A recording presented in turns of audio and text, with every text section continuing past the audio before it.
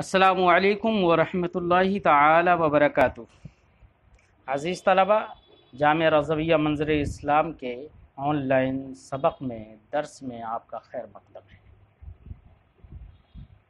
ہم نے پچھلے سبق کے اندر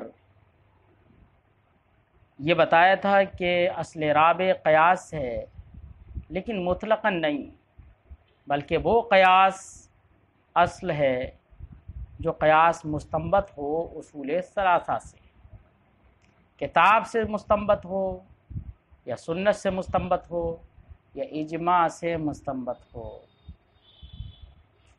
چلیے آج ہم قیاس مستنبط کی نظیریں پیش کرتے ہیں، نظیریں پڑھتے ہیں، اس کی مثالیں دیکھتے ہیں کہ قیاس کیسے کتاب اللہ سے مستنبط ہے، کیسے سنت سے مستنبط ہے، اور کس طرح سے اجماع سے مستنبط ہے۔ اس سلسلے میں آپ کی کتاب حسامی کے ساتھ میں جو نامی شرح ہے، اس کے اندر اس کی نظیریں موجود ہے، آپ چاہیں تو اسے دیکھ کر پڑھ لیں۔ رہی اس قیاس کی مثال جو قیاس مستنبط ہو کتاب اللہ سے، اس قیاس کی مثال میں اس کی نظیر صاحب شرح نے پیش کی ہے۔ انہوں نے کہا ہے، اما نظیر القیاس المستنبط من الکتاب فقیاس حرمت اللواطۃ علی حرمت الوطی فی حالت الحیض الثابتۃ بقولہ تعالی قل هو اذن فاعتزلوا النساء فی المحیض۔ طلبا، آپ جانتے ہیں اپنی بیویوں سے حالت حیض میں وطی کرنا حرام ہے۔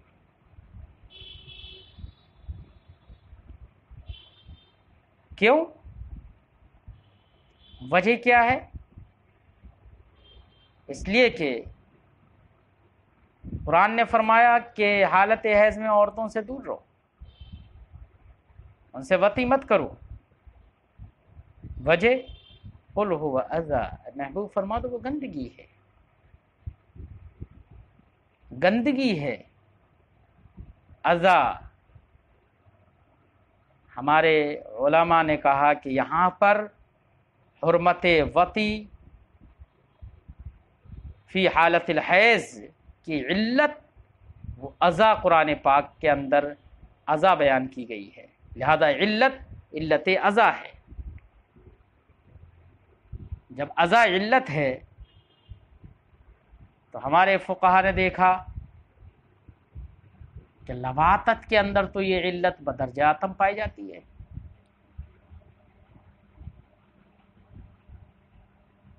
کیسے بدرجہ اتم؟ غور کریے، عورتوں کو حیض، پہلی بات تو سب عورتوں کو آتا نہیں،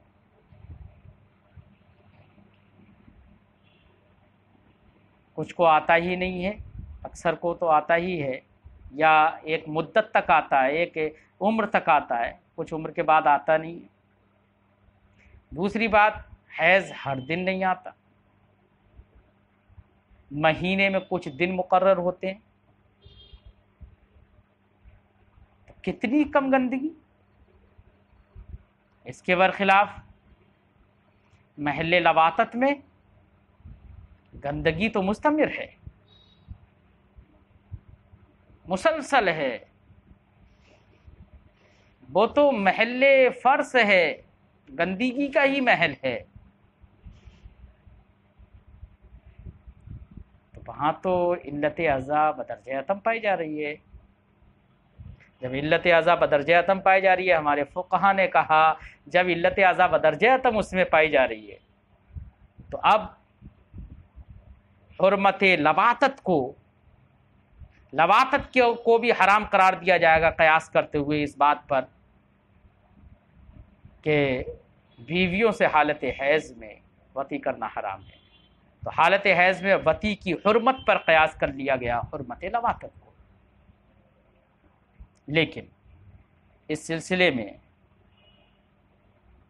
غور کرنا چاہیے، کیونکہ قیاس کی شرط ہے، یہ قیاس کی صحت کے لیے ایک شرط ہے کہ جس کا قیاس کیا جا رہا ہے، جس پر قیاس کیا جا رہا ہے، اس مقیس جس کو قیاس کیا جا رہا ہے اس میں کوئی نص موجود نہ ہو، مقیس کے اندر نص موجود نہ ہو، تبھی قیاس درست ہے۔ اب ہم یہاں پر غور کرتے ہیں کہ یہاں پر مقیس حرمت لواطت ہے،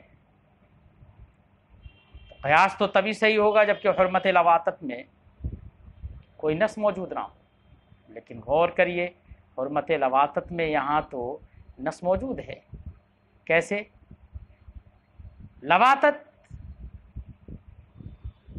لواطت مع الرجال یا لواطت مع النساء، لواطت مع الرجال کے سلسلے میں تو خود قرآن کی آیت کریمہ ہے کہ اللہ رب العزت نے لواطت مع الرجال کی مذمت کرتے ہوئے فرمایا، ان لوگوں کی مذمت کرتے ہوئے فرمایا جو اس کے شائق تھے۔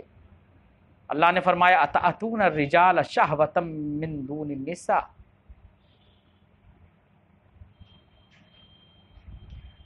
اس قرآن کی آیت ہی لواطت مع الرجال کی حرمت پر دال ہے، تو یہاں تو نص موجود ہے لواطت کے سلسلے میں، لواطت مع الرجال کے سلسلے میں تو نص موجود ہے، یعنی نص قرآن ہی موجود ہے۔ اب رہا لواطت مع النساء، تو آپ غور کریں گے تو اس سلسلے میں بھی نص حدیث موجود ہے۔ نبی کریم صلی اللہ علیہ وسلم نے فرمایا لا ينظر اللہ عز وجل الى رجل اتى رجلا او امرأة في دبرها، تو یہاں تو امرأة کا بھی ذکر ہے۔ اللہ رب العزت اس کی طرف نظر رحمت نہیں فرمائے گا جو مرد یا عورتوں کے پیچھے کے مقام میں آئے۔ تو یہاں تو نص موجود ہے، تو حرمت لواطت کو قیاس کرنا کیسے درست ہو جائے گا؟ تو یہ مثال دینا درست نہیں ہے۔ ہمارے فقہا نے فرمایا، کچھ مصنفین نے فرمایا یہ مثال قیاس کی نہیں بلکہ یہ مثال دلالت کی ہے۔ طلباء کے لیے یہ مثال اس لیے دی گئی ہے تاکہ وہ اس کے ذریعے سے، یہ دلالت النص کے ذریعے سے اور کوئی مثال مستخرج کرنے میں، مثال بنانے میں، مثال نکالنے میں ان کے لیے آسانی ہو جائے۔ تو یہ تقریب فہم کے لیے یہ مثال دی گئی ہے، ورنہ تو یہ قیاس کی مثال نہیں ہے۔ قیاس کی مثال کیا ہوگی؟ جو قیاس مستنبط ہو کتاب اللہ سے۔ ہم اس کے سلسلے میں ایک مثال پیش کرتے ہیں آپ کے لیے۔ آپ جانتے ہیں کہ ما خرج من السبیلین، آگے یا پیچھے کے مقام سے پاخانہ یا پیشاب جو نکلتا ہے اس سے تو وضو ٹوٹ جاتا ہے، اس سے وضو ٹوٹ جاتا ہے۔ اسی پر قیاس کر لیا جائے اس بات کو کہ خارج من غیر السبیلین سے بھی وضو ٹوٹ جاتا ہے، کیونکہ وہ بھی تو خارج نجس ہے۔ اب جب خارج نجس وہ بھی ہے، سبیلین سے جو نکل رہا ہے اس کے نکلنے کی بنا پر وضو ٹوٹ رہا ہے۔ کیوں؟ علت، وجہ، اس لیے کہ ایک نجس چیز نکلی، اس لیے وضو ٹوٹ گیا۔ ہمارے فقہا نے اسی پر قیاس کیا اس بات کو کہ اگر نجس چیز غیر سبیلین سے بھی نکلے گی تو اس سے بھی وضو ٹوٹ جائے گا، کیونکہ خارج، نجس خارج تو ہوا ہی۔ لہذا انتقاض الطہارت فی الخارج من غیر السبیلین کو قیاس کر لیا گیا نجس خارج من السبیلین پر. یہ اور نجس خارج من السبیلین یہ قرآن پاک سے ثابت ہے. اللہ پاک نے فرمایا او جاء احد منکم من الغائط، یعنی اگر تم میں سے کوئی پاخانہ پیشاب سے آئے تب بھی وہ وضو کرے گا. تو یہ انتقاض الطہارت من الخارج من السبیلین کا جو حکم ہے یہ حکم کتاب اللہ سے ثابت ہے. اس لیے یہ مثال قیاس مستنبط من الکتاب کی یہ مثال یہ نظیر درست ہوگی.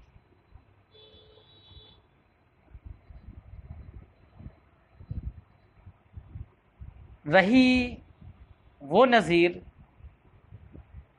جو قیاس مستنبط ہو سنت سے، اس کی نظیر یہ ہے کہ نبی کریم صلی اللہ علیہ وسلم نے ربا کا جب بیان فرمایا کہ ربا حرام ہے تو 6 چیزوں کا ذکر کیا کہ 6 چیزوں کو اگر برابر اگر آپ خرید و فروخت کریں گے، 6 چیزوں کو برابر اگر لین دین کریں گے کسی سے،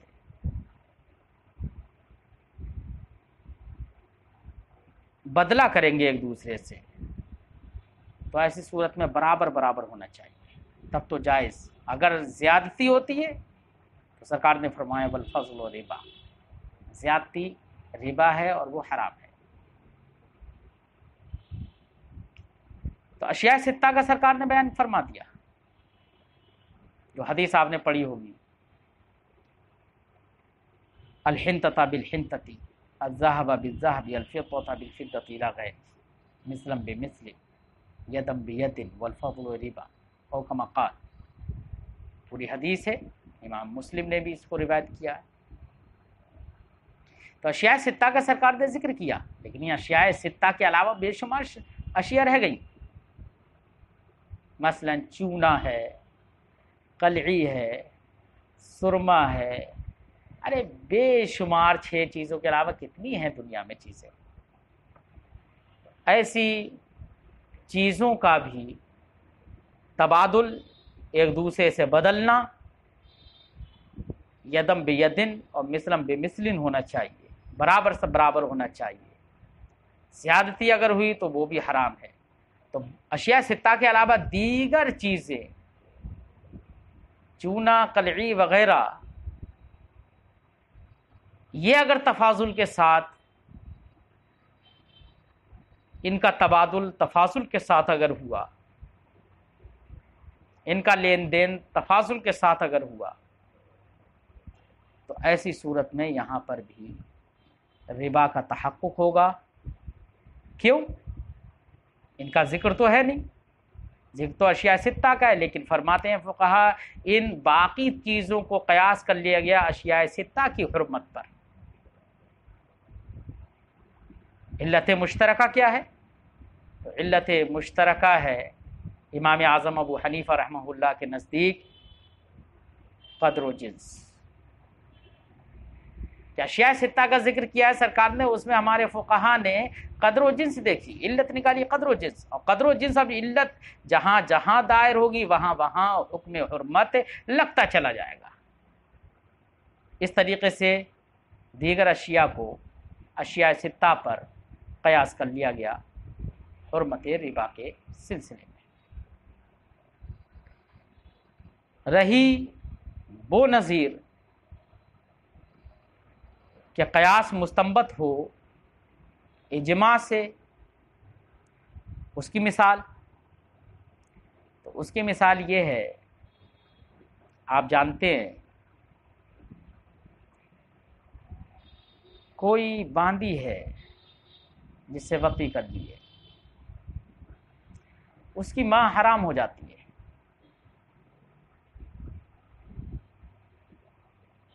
کیوں حرام ہو جاتی ہے؟ کہ وطی کے کرنے کے بعد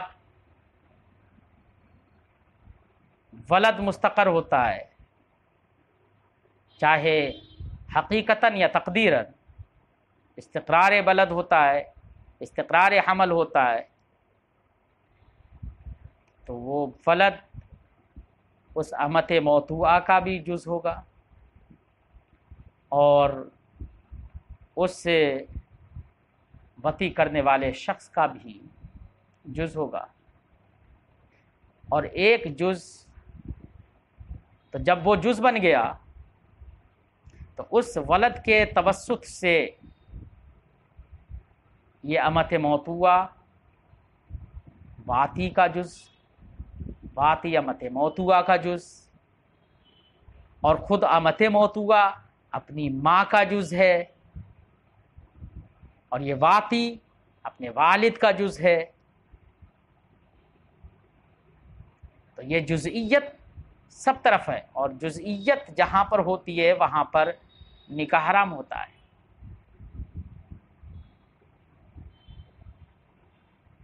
اسی لیے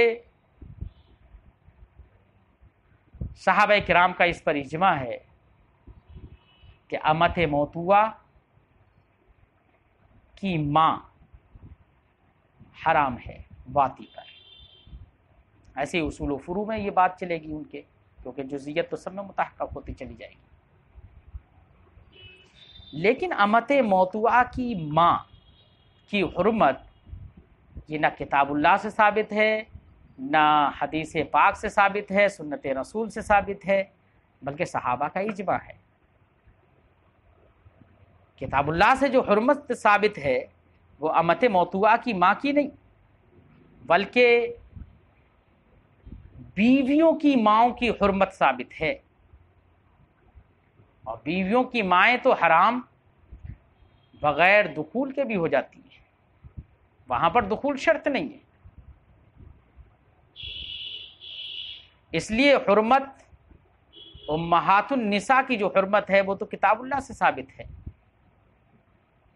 لیکن امت موضوعہ کی حرمت یہ اجماع سے ثابت ہے۔ اب رہی ام مزنیہ، یعنی وہ عورت جس سے زنا کر لیا، اس کی ماں کی حرمت، تو اس کی ماں کی حرمت یہ ہمارے فقہا نے قیاس سے ثابت کی، کیونکہ زنا کر لیا تو زنا کرنے کی صورت میں استقرار حمل حقیقتاً یا تقدیراً جو ہوا تو جزئیت کا تحقق تو یہاں پر بھی ہوگا، اور علت جزئیت کی بنا پر امت موضوعہ میں اور منصوص علیہ امہات النساء وہاں پر حرمت ثابت تھی علت جزئیت کی بنا پر، اور وہ علت جزئیت زنا کی صورت میں بھی پائی جا رہی ہے۔ لہذا ہمارے فقہا نے فرمایا کہ ام مزنیہ یعنی وہ عورت جس سے زنا کر لیا گیا ہو، اس کی ماں بھی حرام ہو جائے گی زانی پر، ایسے ہی اس زانیہ پر اس زانی کا باپ بھی حرام ہو جائے گا۔ حرمت ام مزنیہ کی حرمت کو قیاس کیا گیا امت موضوعہ کی ماں پر، ماں کی حرمت پر، اور امت موضوعہ کی ماں کی حرمت اجماع سے ثابت ہے، تو یہاں پر قیاس مستنبط ہوا اجماع سے۔ بات سمجھ میں آئی؟ دھیان سے غور سے سمجھیے، سنیے دھیان سے، اور مثالوں کو ذہن نشیں کریے۔ آج ہم اپنی گفتگو یہیں پر ختم کرتے ہیں، اگلی گفتگو کتاب اللہ کی تعریف ہوگی انشاءاللہ، پھر ملیں گے۔ السلام علیکم ورحمۃ اللہ تعالی وبرکاتہ۔